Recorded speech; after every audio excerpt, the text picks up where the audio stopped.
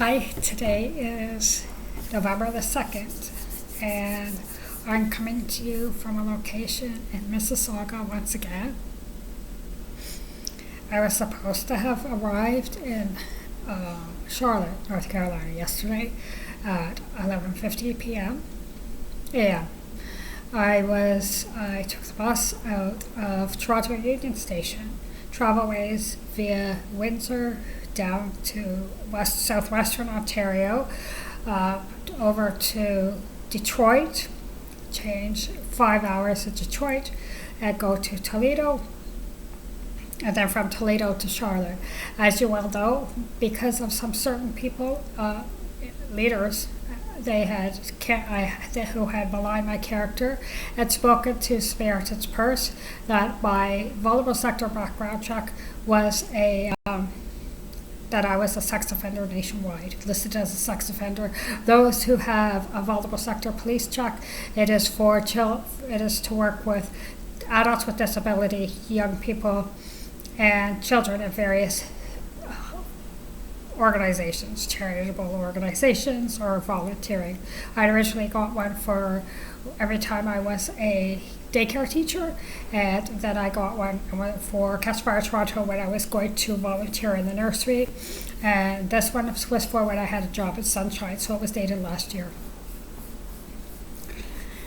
So I had actually, before my arrival, I had contacted the sheriff and the police in Durham County, the sheriff in Charlotte and the sheriff in Boone, to make certain, as well as the detective constable at 23rd Division, to make certain that every single authority in question knew I was coming down, that I had the proper documentation, that I was coming down to volunteer for Samaritan's Purse, that I was volunteering for Hurricane Helene, and I was possibly asking to be transferred over to help in St. Tampa, St. Petersburg, and other various parts of Florida for Hurricane Milton. Bags packed, everything. 2 days before I was about to leave, my trip was canceled by the director over at Samaritan's Purse because there was a phone call made by Ash and by Sandra Long. The phone call also stated that I was a sex offender, a methadone addict, and a methadone dealer, and that I would be entering the U.S.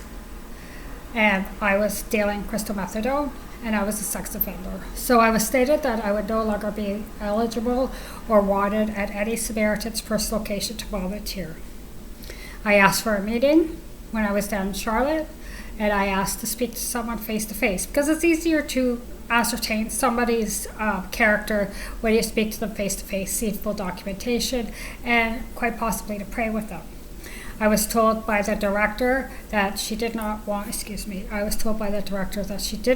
see me face to face, and there would be no meeting. So because my trip was booked, I decided I'm going down to Charlotte.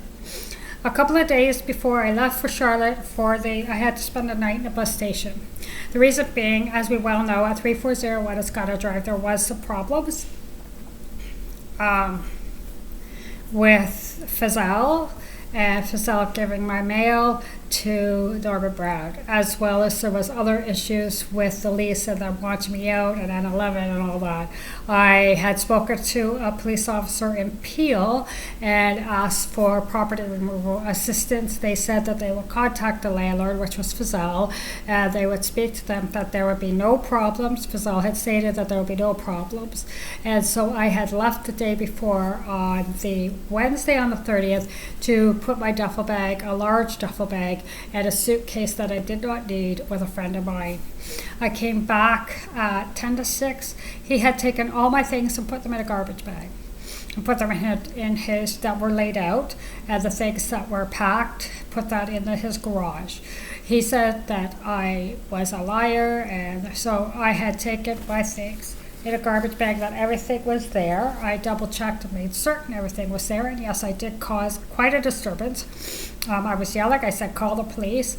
They had taken all my mail, given it to Norman Brown. There was a $50,000 check that was in there. So the neighborhood knows.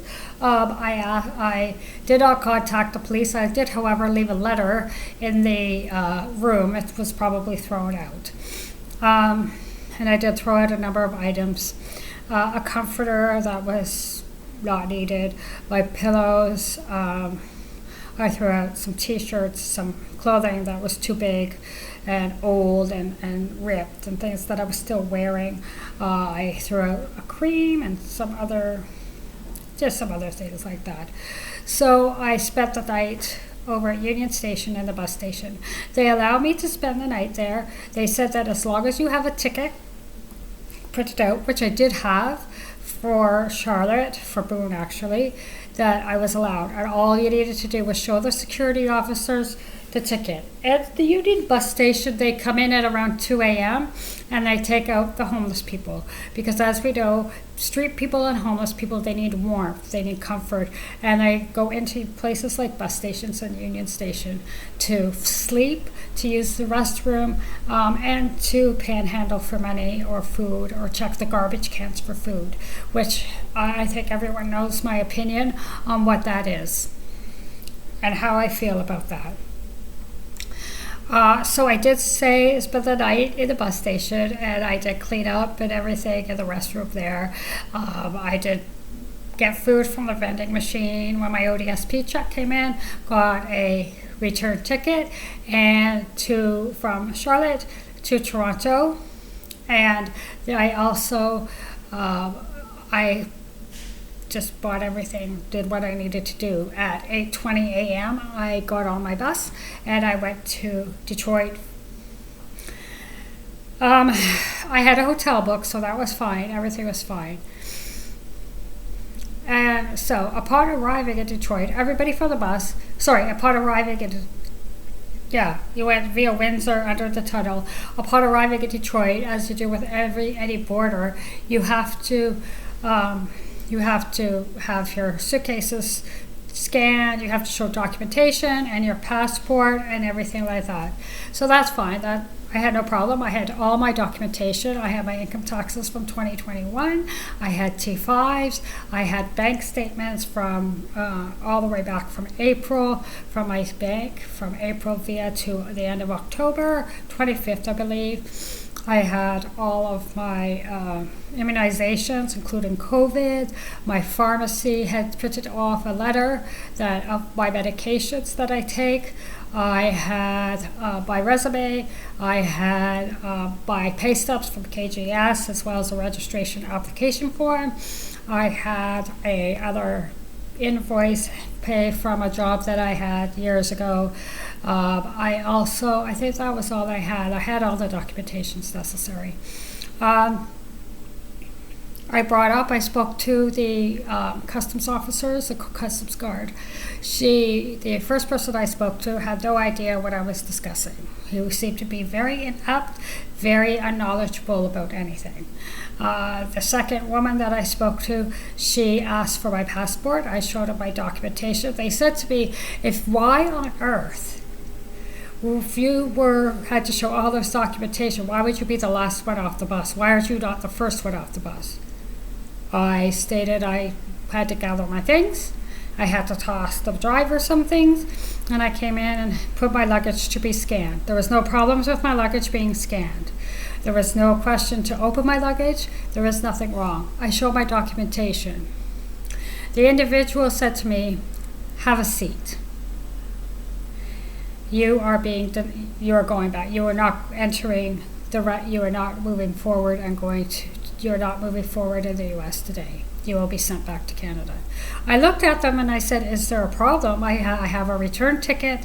I explained about Samaritan's Purse. I explained that it got canceled, that I showed them the email that it got canceled, that because of logistics, I was sent an email from the individual on the site that because of logistics about staying overnight and things, I gave them my hotel information and my return ticket. They said, "Have a seat."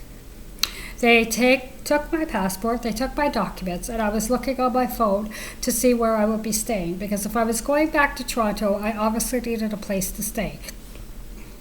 I had transferred all my money, the rest of my money, in my bank account, Canadian bank account, to my U.S. bank account. So they stated that when I spoke to them, they went through the questions again, I told them the questions. I told the answers to the questions. They were completely unaware of what was happening, seemed completely unaware. And when I gave them the answers to the questions, they said, you will not be denied entry. And I said, why is that? I have a return ticket. They said, because do you have any ties to Canada? I said, I am a Canadian citizen. I have a Canadian passport. I do not have a record. I am a Canadian citizen. I said, I have friends in Canada. I have family in Canada. I also repeated, my contract had just ended. I had a job in Canada. I had also given them, I said, I have documentations there. I had my vulnerable sector police check as well. They said, where do you live? I said, well, I rent a room. And then I live at I said Airbnb, I didn't say guest house. I said I rent a room. The one officer stated, you have no rent, you have no mortgage, you have no house. You have 21 cents in your bank account, and you obviously have no ties to Canada. I said, I am a Canadian citizen. I have over $700 US in my bank account.